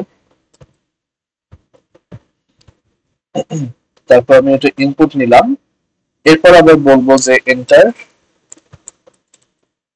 এর নাম্বার, তো সেটা ইনপুট নিব। এই প্রোগ্রামটা বের করতে বলছে, ধরো আমাকে যদি ইনপুট হিসেবে ই দেয়, ই লেটস সে ই দিই, ইনপুট হচ্ছে ই আর নাম্বার হচ্ছে লেটস সে 4, তার মানে হচ্ছে ই থেকে শুরু করে চতুর্থ লেটার কোনটা। সো ই থেকে শুরু করলে ই, তারপর এফ, তারপর জি, তারপর এইচ, চতুর্থ হচ্ছে এইচ। এই এইচটা আমার প্রিন্ট করে দেখাতে হবে। ঠিক আছে? এইচ হচ্ছে আমাকে প্রিন্ট করে দেখাতে হবে। আচ্ছা, আরেকটা জিনিস হচ্ছে যে ধরো হোয়াট ইফ আমার লেটারটা হচ্ছে লেটস সে ডাব্লু, লেটারটা হচ্ছে ডাব্লু, আর আমাকে বললো নবম ক্যারেক্টারটা দেখো, নাইন্থ ক্যারেক্টারটা দেখো, তার মানে ইনপুট হবে ডাব্লু আর 9। তাহলে নাইন্থ লেটারটা কি হবে?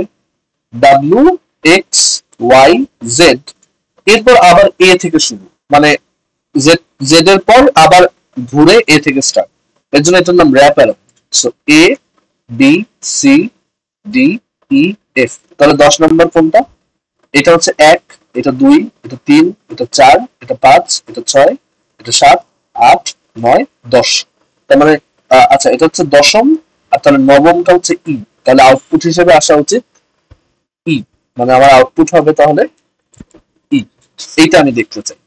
এখন বলছে এখানে ইফ এলস ইউজ করা যাবে না। আচ্ছা, তোমরা কি আমাকে বলতে পারবা কিভাবে এটা সলভ করা যায়? একটু নিজেরা মাথা খাটাতে হবে, আমাকে একটু চিন্তা করে বলো কিভাবে আমরা এটা সলভ করতে পারি। সহজ ভার্সনটা আগে সলভ করি, যে কিভাবে আমাকে একটা ক্যারেক্টার দেওয়া আছে, সেটা থেকে মানে এন তম, সেটার পরের এন, মানে সেটা থেকে শুরু করে এন তম ক্যারেক্টার বা এন লেটারটা আমি কিভাবে দেখাবো, একটু সাজেশন দাও কিভাবে করা যায় এটা।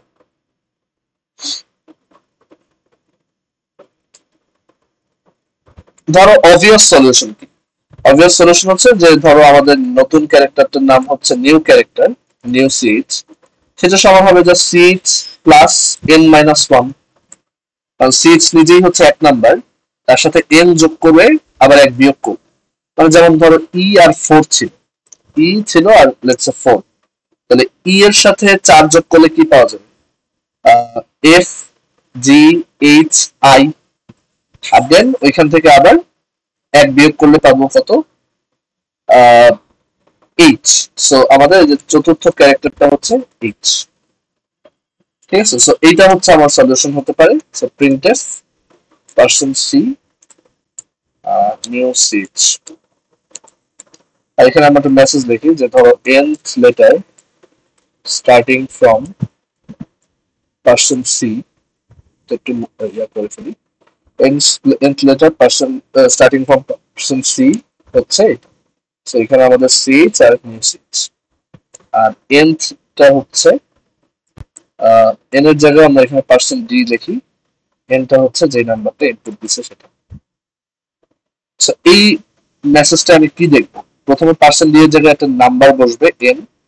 সো ধরো n হচ্ছে 4, তাহলে লিখবে fourth letter starting from percent C, পরেরটা হচ্ছে সিএইচ এর জন্য, তাহলে ধরো সিএইচ হচ্ছে ই, তাহলে ফোর্থ লেটার স্টার্টিং ফ্রম ই সমান হবে পার্সন সি নতুন লেটারটা।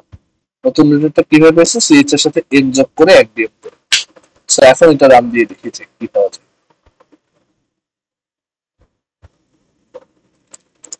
সো জিসিসি কোথায় গেল, wrap around .c hyphen o wrap around then /wrap around. So আচ্ছা, এখানে আমাদের কাছে ইনপুট কেন ছিল না, ও আচ্ছা ভুল হয়েছে, একটু /wrap around। সো বলছে enter an upper case letter, আমি বললাম ই, আর enter number 4। So fourth letter starting from E হচ্ছে এইচ। সলভ করতে পারছি, বাট আমাদের এই সলিউশনটা কি কারেক্ট ফুললি? বলো তো এই সলিউশনটা কখন কাজ করবে না?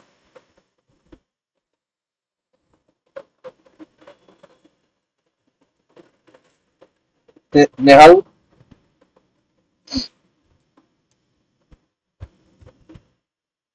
এটাতে ভুল কোথায় আছে বলতে পারবা?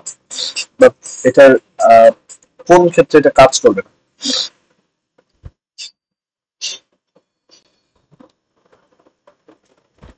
হ্যাঁ বলো তো আবার। রাইট, জেড দিলে কিন্তু কাজ করবে না। আমি ধরো এখানে দিলাম জেড বা ডাব্লিউ, মানে এমন কোন একটা দিই যেটা দিলে পরে জেড ক্রস করে যায়। ধরো আমি দিলাম ডাব্লিউ, বাট এখানে দিলাম 9, দেখা যাচ্ছে আন্ডারস্কোর আসছে, এটা আবার কোন লেটার? বা ধরো জেড দিলাম, জেড, জেড এর থেকে শুরু করে ধরো 2 নাম্বার লেটারটা, তো সেটা তো এ হওয়ার কথা, বাট সেটা তো আসতেছে এরকম থার্ড ব্র্যাকেট। তো এটা কেন হলো, কারণ এখানে যখন আমি জেড এর সাথে কিছু যোগ করতেছি এটা আরো বড় কিছু হয়ে যাচ্ছে, তো এটার এ আসতেছে না। সো আমাদের যেটা করা উচিত সেটা হচ্ছে এই যে আমরা আমাদের যে ক্যারেক্টারটা আছে সেটা, মানে যে ক্যারেক্টারটা এখানে আছে এ থেকে জেড এর মধ্যে, প্রথমত ওর অ্যাসকি কোড হচ্ছে অনেক বড় একটা সংখ্যা, ক্যাপিটাল এর অ্যাসকি কোড হচ্ছে 65, আর জেড এর অ্যাসকি কোড হচ্ছে তোমার 90। সো প্রথমত ওকে আমি 0 থেকে 25-এর মধ্যে নিয়ে আসি। কিভাবে করবো সেটা, আমি টার্মিনালটা অফ করে দিই। কিভাবে করবো, প্রথমত ক্যারেক্টার থেকে আমি এর মানে এই ক্যারেক্টারটা বিয়োগ করে দিই। এই ক্যারেক্টারটা বিয়োগ করলে এই পুরো নাম্বারটা কি হবে, এ এর মান হবে তখন 0, মানে তারপর বি এর মান হবে তাহলে এই সিএইচ মাইনাস এ হবে তাহলে 1, তারপর সিএইচ মাইনাস এ সিএইচ যদি সি হয় তাহলে সি মাইনাস এ হবে 2, মানে লিটারালি ও যততম লেটার সেই নাম্বারটা আসছে। প্রথম লেটারটা হচ্ছে 0তম লেটার, তারপর বি হচ্ছে ফার্স্ট লেটার, সি হচ্ছে সেকেন্ড লেটার, ডি হচ্ছে থার্ড লেটার, এভাবে জেড হচ্ছে 25তম লেটার 25th। সেটার সাথে আমি এন প্লাস এন মাইনাস 1 করলে স্বাভাবিকভাবেই আমার এই মানটা 25 থেকে আরো বড় হয়ে যেতে পারে। আমি চাই এটা 25 থেকে বড় না হোক, তাহলে কি করব, 25-এর মধ্যেই রাখবো, যোগ করেও যাতে 25-এর মধ্যেই থাকে, মানে জেড এর পরে যাতে, জেড তো 25, 25-এর সাথে 1 যোগ করলে যাতে 26 না হয়ে 0 হয়, মানে আবার আগের জায়গা থেকে স্টার্ট হয়। তাহলে সেটা করার উপায় কি বলতে পারবো? যে ধরো যোগ করলাম, যোগ করে দেন, মানে ধরো আমার ক্যারেক্টারটার মান হচ্ছে জেড, বুঝছো, এই যে সিএইচ এটা হচ্ছে জেড, জেড এর এসকি কোড কত 90, এর এসকি কোড কত 65, তাহলে 90 মাইনাস 65 কত হবে 25। এখন এন এর মান লেটস ধরো 2, তাহলে 25 প্লাস 2 মাইনাস 1 কত হবে 26। বাট এটা হওয়া উচিত কত 0, কারণ আবার ঘুরে আগের জায়গা থেকে এ থেকে স্টার্ট করতে হবে। সো 26 যাতে না হয়, এটা যাতে 0 থেকে শুরু হয় আবার, এটার কারণে এই পুরাটাকে আমার ভাগশেষ নিতে হবে 26 দিয়ে, মানে মড নিতে হবে 26 দিয়ে। কেন? কারণ এটা যখনই 26 হবে, 26কে 26 দিয়ে ভাগ করলে ভাগশেষ বা রিমাইন্ডার কত হবে 0। আর এটা যদি 26-এর থেকে ছোটই থাকে, যেমন ধরো 24, লেটস সে এই পুরোটা হিসাব করার পর লেটস সে 24 আসছে, 24কে 26 দিয়ে ভাগ করলে তো ভাগশেষ বা রিমাইন্ডার 24 থাকে, তখন কোনো ইস্যু নেই। যখন এটা বড় হয়ে যাওয়ার চেষ্টা করবে, 0 থেকে 25 থেকে বড় হবে, মানে 0 থেকে 25-এর মধ্যে থাকবে না, 25 থেকে বড় হবে, আমি যদি তার ভাগশেষ বা এই রিমাইন্ডার নিয়ে ফেলি, মড নিয়ে ফেলি, তাহলে ও গ্যারান্টিড যে 0 থেকে 25 এর মধ্যে থাকবে। আর 0 থেকে 25 এর মধ্যে যদি নিয়ে ফেলি, তারপর এটার সাথে যদি আবার এ যোগ করে দিই, এর এসকি কোডটা যোগ করে দিই, তাহলে আমি ওই লেটারটা অ্যাপ্রোপ্রিয়েট ভাবে দেখতে পাবো। তো এইটা হচ্ছে আমার সলিউশন। আমি একবার রান দিই, তারপর না বুঝলে আমি একবার বুঝে দিচ্ছি। সেটাকে যদি এখন রান করি, এটাকে যদি আমরা এখন রান করি, তাহলে দেখতে পাবো বলছে একটা আপার কেস লেটার দাও। আগের কেসটা আগে দেখি যে ই আর 4 দিলে ঠিক থাকে কিনা। হ্যাঁ, এইচ আসছে। কিন্তু আমি যদি এখন এখানে জেড দিই আর নাম্বার দেই 2, তাহলে জেড থেকে শুরু করে সেকেন্ড লেটারটা হচ্ছে এ, কারণ জেড হচ্ছে 1 নাম্বার লেটার, পরের লেটারটা কি এ। জেড থেকে শুরু করে 5 নাম্বার লেটার কি হবে দেখি, বি। কেন? কারণ জেড থেকে শুরু করলে জেড, এ, বি, সি, ডি, যে পঞ্চম লেটারটা কি ডি। সো এইভাবে আমরা মডুলার অ্যারিথমেটিক বা মডুলাস অপারেটরটা ইউজ করে এটা একটা সুন্দর সলিউশন বানাতে পারি। আচ্ছা, এবার তোমরা কোন জায়গাটা বোঝো নাই আমাকে একটু বলো। এখানে এখানে কারো কোথাও প্রশ্ন আছে?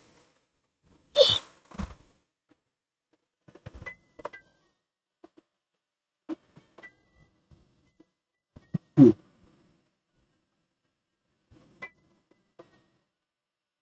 কোন দিকে?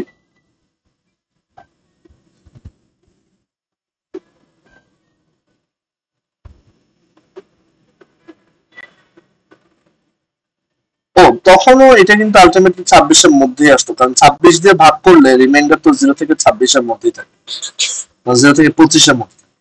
একটা নাম্বারকে তুমি যদি 5 দিয়ে ভাগ করো, তাহলে রিমাইন্ডার কি কি আসতে পারে 0, 1, 2, 3, 4, রাইট? সো এটা আমি যদি ইচ্ছা করে অন্য কিছু দিতাম, আলটিমেটলি এটা 0 থেকে 25 এর মধ্যেই থাকবে, বিকজ আমি এখানে মড করছি 26 দিয়ে। বুঝছো?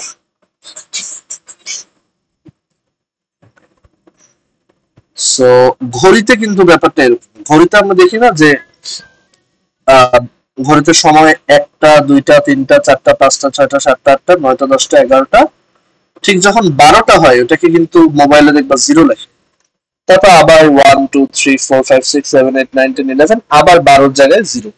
এইভাবে কিন্তু চলতে থাকে। ঘড়িতে কিন্তু এই বারবার মড হয়, মানে ও বারবার ওই যে 12 দিয়ে ভাগশেষ চলে আসে ঘড়ির সময়। আচ্ছা, সো এগুলো আমরা পরে আবারও দেখবো মডুলার অ্যারিথমেটিক। হ্যাঁ, হ্যাঁ, হ্যাঁ। হ্যাঁ, এরকম ধরো বিভিন্ন ক্রাইটেরিয়া থাকে, এতটা সিম্পল দেয় না, বাট ধরো আর একটু খেঁচাই দিতে পারে, যেখানে বলবে যে এরকম এরকম কিছু একটা বানাইতে হবে। সো তখন তোমার এই ধরনের টেকনিক গুলো কাজে আসবে। বুঝতে পারছি?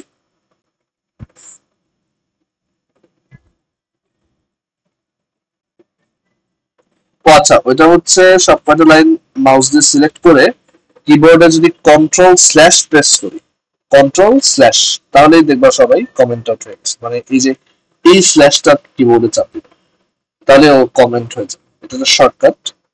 আচ্ছা, ওকে। আচ্ছা, সো আমরা এবার একটু স্লাইডে যাই, সামনে আগাই। আহ, এইখানে ওই সলিউশনটা দেওয়া আছে, বাট অনেক ভেঙে করছে। প্রথমে সিএইচ থেকে এ বিয়োগ করছে ওই ক্যারেক্টারটার পজিশন বের করার জন্য, তারপর ওর সাথে এন যোগ করে মড করছে 26, তারপর ওইটার সাথে আবার এই যোগ করছে। আমি পুরোটা এক লাইনে করছি, ঠিক আছে? আচ্ছা, এটা গেল। এবার আমরা এখানে এই যে আরো কয়েকটা টাস্ক আছে, 3টা টাস্ক আছে, এই 3টা টাস্ক এখন সলভ করি। ঠিক আছে, এই তিনটা প্রবলেম সলভ। আচ্ছা, প্রথম টাস্কটা দেখো, to extract digits of a number. বলছে given a 4 digit number, can you reverse it? তোমাকে আমি একটা নাম্বার দিব 4 ডিজিটের, সেটাকে উল্টা করে দেখাতে পারবা? ধরো 1346 দিলে 6431 দেখাতে হবে। তো এটা কিভাবে করতে পারি? সো এটা দেখি, আমরা একটা স্মল প্রোগ্রাম বানাবো যেটা হচ্ছে রিভার্স করে, রিভার্স নাম্বার। ঠিক আছে, রিভার্স নাম ডট। তোমরা এটা আইডিয়া চিন্তা করে আমাকে বলবা যে আমি একটা নাম্বার দিব, এটা 4 ডিজিটের, এইটুকু কনফার্ম। এটা বলা আছে যে 4 ডিজিটেরই হবে তোমার সুবিধার জন্য। এখন এটাকে রিভার্স করে কিভাবে দেখানো যায় একটু চিন্তা করো তো।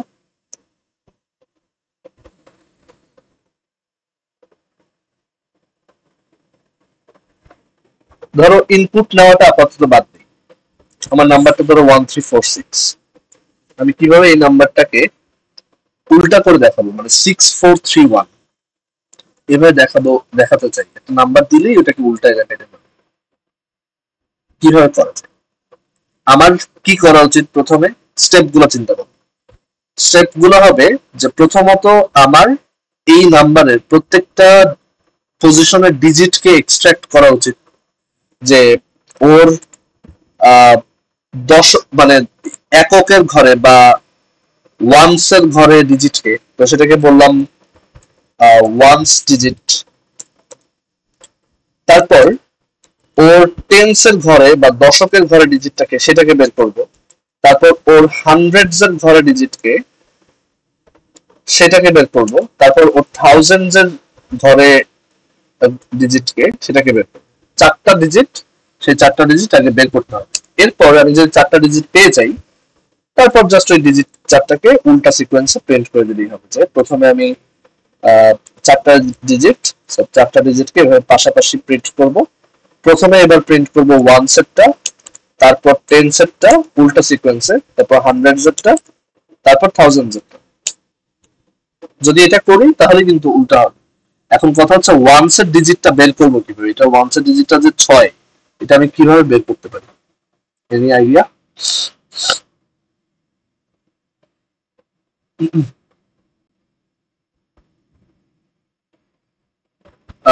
ইন্ডিকেট কিভাবে করবা? মানে এভাবে লিখবা 6? না মানে তাহলে তো এটা ডাইনামিক হলো না, মানে আমি তো তাহলে ইনপুট নিলে তখন, ধরো এখানে তো আমার এটা দেওয়া আছে, এর জন্য আমি বুঝতেছি। মানে যে কোনো নাম্বারের জন্য আমি কিভাবে দশকের মানে এককের ঘরটা বা ইউনিটস এর ঘরটা বা ওয়ান্স এর ঘরটা বের করতে পারি? ইজি, জাস্ট ওকে 10 দিয়ে ভাগ দিয়ে কি করবো? রিমাইন্ডার নিব, তাই না? এগুলো কিন্তু ছোটবেলার জিনিস। 1346 কে 10 দিয়ে ভাগ করলে কোশেন্ট বা ভাগফল কত আসবে? 134। আর রিমাইন্ডার কত থাকবে? 6। সেটাই আমার ওয়ান্স এর ডিজিট। বুঝতে পারলাম?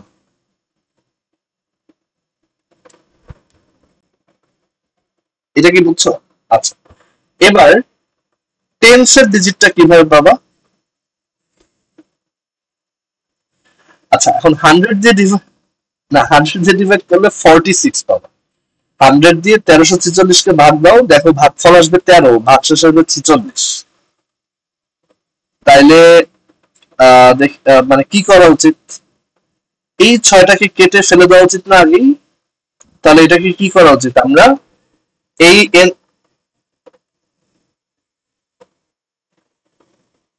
আহ,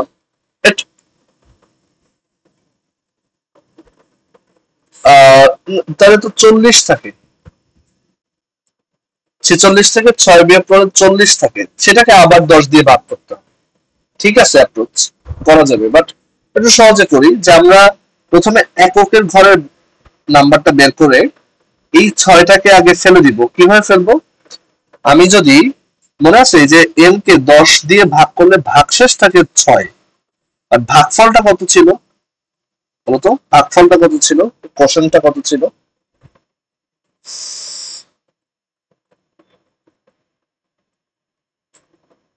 134 ওইটা থেকে 6, ওইটাতে 6টা চলে গেছে না, মানে অরিজিনাল নাম্বারটা থেকে কাইন্ড অফ 6টা কেটে ফেলছি না, তাহলে তাহলে আমাদের আসলে কি করা উচিত, এখন n এর ভ্যালু হবে আগের n এর ভ্যালু ডিভাইডেড বাই 10। এটা মানে কিন্তু এমন না যে এটাতে ইকুয়েশন, এরকম না, n কে 10 দিয়ে ভাগ করলে যত আসে 134 সেটাকে আমি স্টোর করতেছি আবার n এর মধ্যে। তাহলে এখন n এর মান কত, 134, তাহলে টেন্স এর ডিজিটটা কি হবে, আবারও n ভাগশেষ মানে n mod 10, তাহলে বিকজ 134 এর লাস্ট ডিজিট কি 4, তো সেটা পেয়ে গেলাম। এরপর আবার 10 দিয়ে ভাগ করতে হবে, আর হান্ড্রেডস এর ডিজিটটা কি হবে n mod 10, আবার 10 দিয়ে ভাগ করব,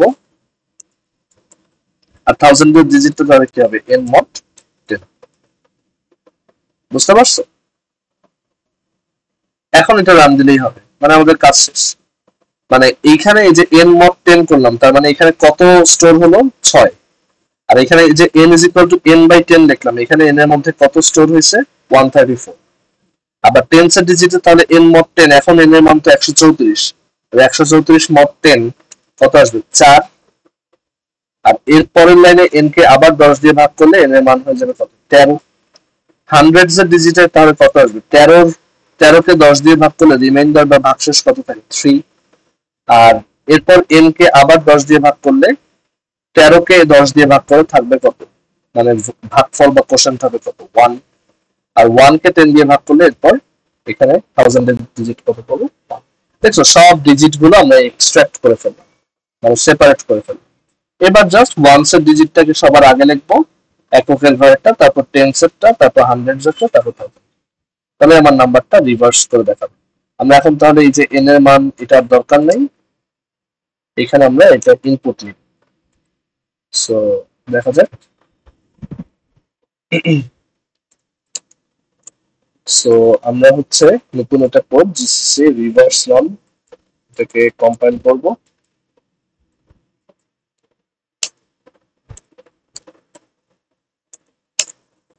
সো একটা নাম্বার দেই, ধরো 1378, দেখছো এই যে উল্টায় দেখাচ্ছে 8731, বুঝছি লজিকটা?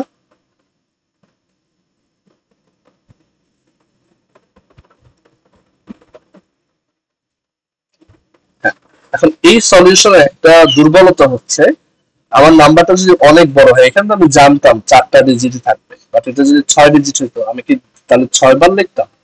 তো এইগুলা এই যে রিপিটেড কাজ করার জন্য আমাদের কাছে একটা টুল আছে সিতে, যেটাকে বলি লুপ, আমরা সামনে শিখবো ফর লুপ, হোয়াইল লুপ, ওইগুলো দিয়ে এগুলো এক লাইনে করা যায়, মানে এত ম্যানুয়ালি করতে হয়, বাট যেহেতু আমরা এখনো শিখি নাই আমরা এইভাবেই করি।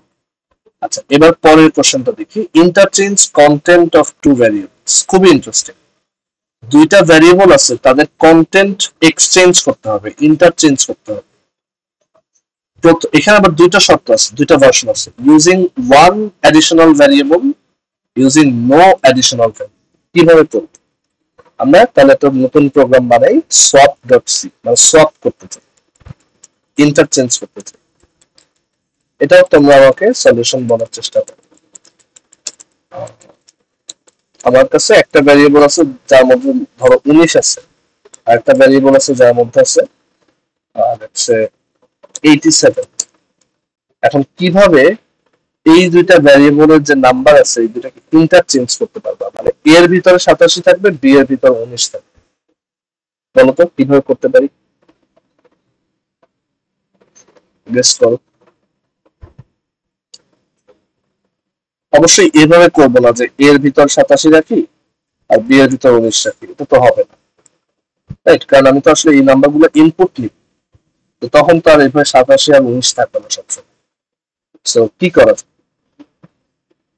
আমরা একটা সলিউশন দেখার চেষ্টা করি। ধরো এইভাবে করি যে এ আর বি দুইটা নাম্বার, আমি তাদেরকে ইনপুট নিব, ইনপুট নিলাম, প্রথমে এ কে নেব, তারপর বি কে নেব,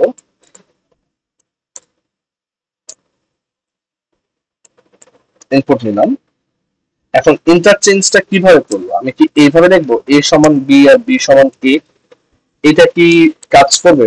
আমরা আমাকে একটু বলো তো যে এটার আউটপুটটা কি আসবে, আমি যদি এইভাবে এ আর বি কে এক্সচেঞ্জ করি তখন আউটপুটটা কি হবে? সেম সংখ্যা আসবে। মানে আমরা এখানে একটু সিমুলেট করতে পারি যে ধরো এর মান 6, বি এর মান 13। ঠিক আছে, ধরো এর ভিতর দিলাম 6 আর বি এর ভিতর দিলাম 13।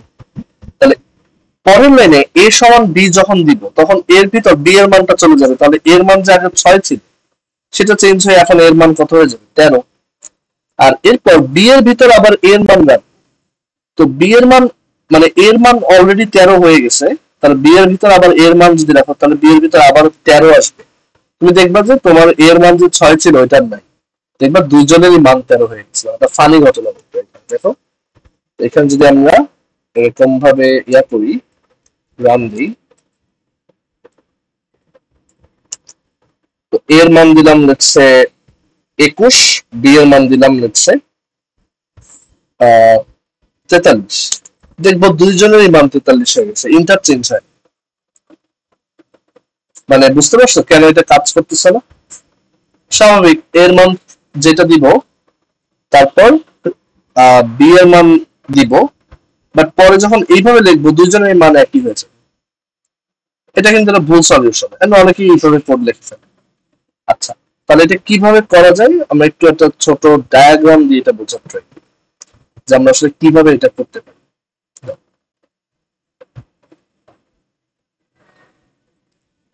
সো যেটা করব, ধরো এ হচ্ছে যে একটা চলক, এর ভিতরে ধরো 6 আছে, আর বি হচ্ছে আরেকটা চলক বা ভ্যারিয়েবল যার ভিতরে 13 আছে। আমি এই দুটোকে ইন্টারচেঞ্জ করব। ইন্টারচেঞ্জ করার জন্য আমাদের স্লাইডে দেখি একটা শর্ত দেওয়া ছিল যে ইউজিং ওয়ান অ্যাডিশনাল ভ্যারিয়েবল, মানে আমি সর্বোচ্চ একটা এক্সট্রা ভ্যারিয়েবল ইউজ করতে পারবো। ধর আমি একটা এক্সট্রা ভ্যারিয়েবল বানাইলাম, সেটা হচ্ছে সি। তো মজার ব্যাপার হচ্ছে আমি এখন যেটা করতে পারি, আমি প্রথমে এর মানটা এখানে কপি করে ফেলবো। তাহলে এর মান লিখে ফেললাম 6। কিভাবে করব, আমি লিখবো সি ইজ ইকুয়াল টু এ। তাহলে সি এর ভিতর 6 আসবে, সি এর ভিতর এর মানটা বসবে, সি এর ভিতর এর মান বসবে, তো এর মান সি এর মান হয়ে যাবে 6। এবার আমি লিখবো এ সমান বি। তাহলে কি হবে, এর ভিতর বি এর মান স্টোর হবে। এ সমান বি লেখা মানে কি, এ আর বি সমান সমান না, এ সমান বি লেখা মানে বি এর মান এর মধ্যে স্টোর করো। বি এর মান কত, 13, তাহলে সেটা যদি এর মধ্যে স্টোর করো তাহলে এর ভিতর এখন কত আসবে, 13। আর এবার লাস্ট স্টেপে যেটা করব, আমরা লিখবো এই যে এর মান ব্যাকআপ হিসেবে এখানে লিখে রাখছিলাম, তাহলে এখন এইটাকে বি এর মধ্যে নিতে চাইলে আমি লিখবো বি সমান সি। তখন কি হবে, সি এর মান 6, বি সমান সি, মানে সি এর মান বি এর মধ্যে রাখো। সি এর মান 6, তাহলে সেটা বি এর মধ্যে গেলে কত হয়ে যাবে, 6। দেখছো ইন্টারচেঞ্জ হয়ে গেছে না? আগে এ ছিল 6, বি ছিল 13, এখন এ 13, বি 6। এটাই হচ্ছে আমাদের সলিউশন। আমরা এটা কোডে লিখে ফেলি যে আমাদের তার সলিউশনটা হচ্ছে যে আমাকে দুইটা নাম্বার দিবা, আমি একটা এক্সট্রা ভ্যারিয়েবল নেব সি, সেই সি এর মধ্যে আমি প্রথমে এ এর মান রাখবো, এর মধ্যে এরপর বি এর মান রাখবো, আর বি এর মধ্যে এরপর সি এর মান রাখবো। তাহলে আমি দেখবো দুজন ইন্টারচেঞ্জ হচ্ছে। রান করে দেখি, ধরো এর মান দিলাম 57, বি এর মান দিলাম 67 বা 61। এন্টার দিলে দেখা যায় এর মান দেখাচ্ছে 61 আর বি এর মান দেখাচ্ছে 57, মানে দুইটা সোয়াপ হয়ে গেছে, ইন্টারচেঞ্জ হয়ে গেছে। এই যে সি যে ভ্যারিয়েবলটা আমরা ইউজ করছি, অনেকেই এটাকে সি না লিখে টি লেখে, টি ফর টেম্পোরারি ভ্যারিয়েবল, যে এই ভ্যারিয়েবলটা আমি ইউজ করছি অ্যাজ আ টেম্পোরারি ওয়ার্ড। এটা হচ্ছে একটা টেম্পোরারি ভ্যারিয়েবল যেটাকে আমি যে জায়গা অদল বদল করার কাজে ইউজ করছি। সবাইকে বুঝছি কিভাবে একটা অ্যাডিশনাল ভ্যারিয়েবল ইউজ করে আমরা দুইটা ভ্যারিয়েবলকে সোয়াপ করতে পারি বা ইন্টারচেঞ্জ করতে পারি। আচ্ছা, এখন হচ্ছে মেইন ব্রেইনস্টর্মিং এর জায়গা, যে আমি কোনো অ্যাডিশনাল ভ্যারিয়েবল ইউজ না করে কিভাবে দুইটা ভ্যারিয়েবলকে ইন্টারচেঞ্জ করতে পারি, দুইটা ভ্যারিয়েবলের যে কন্টেন্ট সেটাকে কিভাবে আমরা ইন্টারচেঞ্জ করতে পারি। এইটা করা অ্যালাউড না, মানে এক্সট্রা কোনো ভ্যারিয়েবল ইউজ করা যাবে না। এটা কি তুমি চিন্তা করে বলতে পারবা এখন, বা আরো একটু সময় নিয়ে, ধর আজকে রাতটা বা কালকের দিনটা চিন্তা করে? আমি হিন্ট দিয়ে দিলাম যেটা করা যায়, সো তুমি এটা একটু চিন্তা করবা। আমি এখনই এটা স্পয়েল করতে চাই না, এটা কিভাবে করা যায়। যে আমি কোনো অ্যাডিশনাল ভ্যারিয়েবল ইউজ না করে দুইটা ভ্যারিয়েবলকে খুব সহজেই সলভ করতে পারি। ঠিক আছে, তো সেটাও চিন্তা করবো যে ম্যাথ খাতায় কিভাবে করা যায়, খাতায় রাফ করে চিন্তা করবো যে উইদাউট এনি অ্যাডিশনাল ভ্যারিয়েবল কিভাবে এটা করা যায়। আচ্ছা, গেল এটা। কোশ্চেনটা কি বুঝছো? পরের প্রশ্নটা যে টি ইউজ করা যাবে না, এ আর বি থাকবে। হ্যাঁ বল।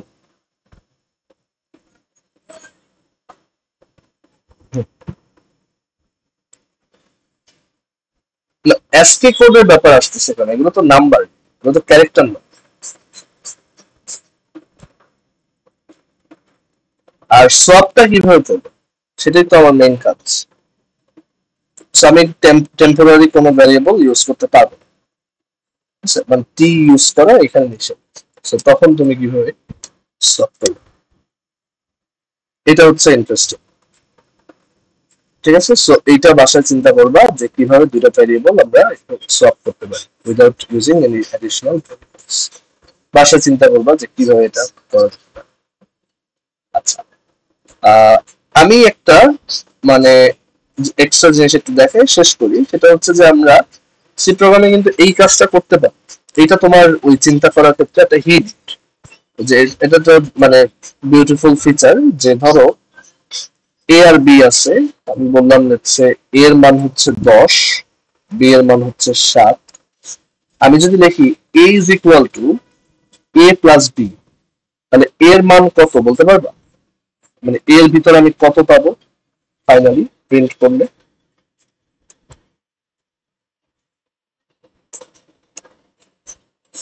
এ হচ্ছে 10, বি হচ্ছে 7, এরপর লিখলাম a is equal to a plus b. তাহলে আমি এখানে কত দেখতে পাবো আউটপুট?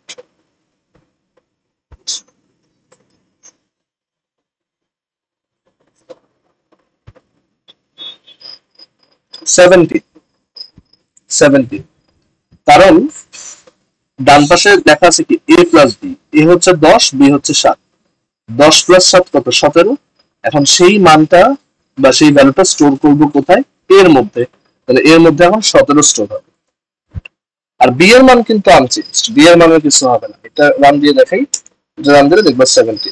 আর তুমি যদি বি এর মান প্রিন্ট দাও তাহলে দেখবা 7। আর এর মান কিন্তু এখন আর 10 নাই, এর মান হয়ে গেছে 10 প্লাস 7 17। সেই নতুন মানটা আবার এর মধ্যে স্টোর করছে। ঠিক আছে, আবার আরেকটা জিনিস দেখাই। যেমন ধরো এর মান আছে হচ্ছে 10, আমি লিখলাম a is equal to a plus 1, তাহলে এর মান এখন কত দেখবো বলো তো? 11। এর আগের মানটার সাথে 1 যোগ করে এর মধ্যে রাখছি, মানে এর মান 1 বাড়াই দিচ্ছি।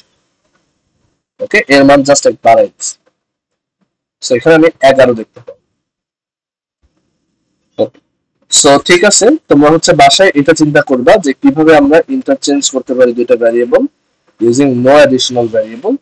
আর এই প্রবলেমটা সলভ করবা যে time difference of two cities, দুইটা শহরের সময় দেওয়া থাকবে, বের করতে হবে যে ওদের মধ্যে টাইমের ডিফারেন্স কত ঘন্টা কত মিনিট।